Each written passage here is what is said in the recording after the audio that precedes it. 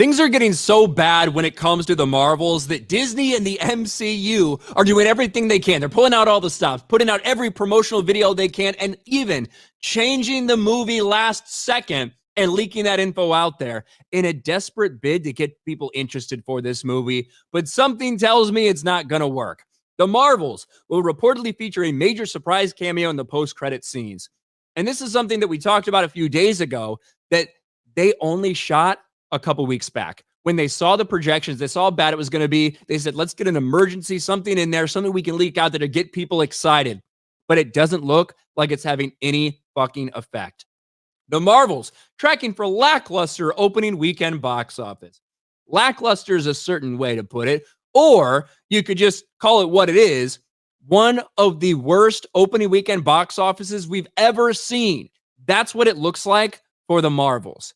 Tracking somewhere between $45 to maybe $70 million. It went down. The projections went down for this thing. And it's even more embarrassing when you factor in what just happened at the box office. Because we already know. We know the excuses are going to come out. Oh, superhero fatigue. Oh, people don't want to go to the theaters. Oh, this. Oh, that. Well, you can make all the excuses you want as to why people won't show up for your movies. But when you see other movies from other studios have success like this by catering to the fans and what the fans want, you know that all of those excuses are going to fall on deaf ears. Box office. Five Nights at Freddy's terrifies with monstrous $78 million opening. Globally, $130 million. This is a movie that no one was expecting to do numbers like this. This is a movie that had a $20-25 million production budget. It's already profitable. That's a budget that is less than 10% of what the Marvels budget is. The Marvels is one of the most expensive movies we've ever seen.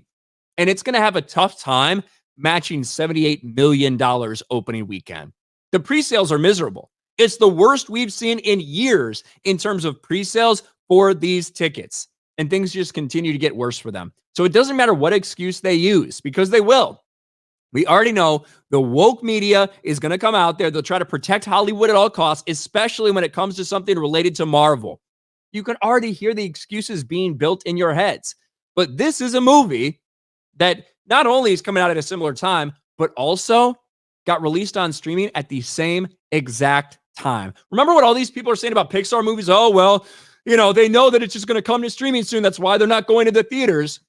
Five Nights at Freddy's released on Peacock the same day that it released in theaters. Probably a dumb business decision. Universal's trying to spin it like, hey, it's great. It's driven up subscribers, but we've also got a great box office, the best of both worlds. But in reality, it probably took a little bit away from their box office potentially. That's one of the excuses that people have been using for the Disney movies. That's why Disney movies are disappointing. People just want to wait to watch it on streaming. Well, this is a movie that overperforms expectations.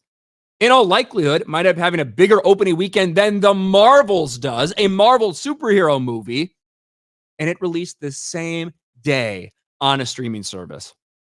Everything is set right now for the Marvels to become one of the biggest embarrassments, if not the biggest embarrassment we've seen in the history of the Marvel Cinematic Universe.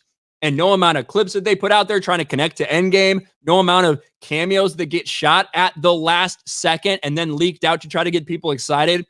I don't know if there's anything that can actually save this movie, because for a lot of MCU fans, or who used to be MCU fans, Disney has already killed the Marvel Cinematic Universe.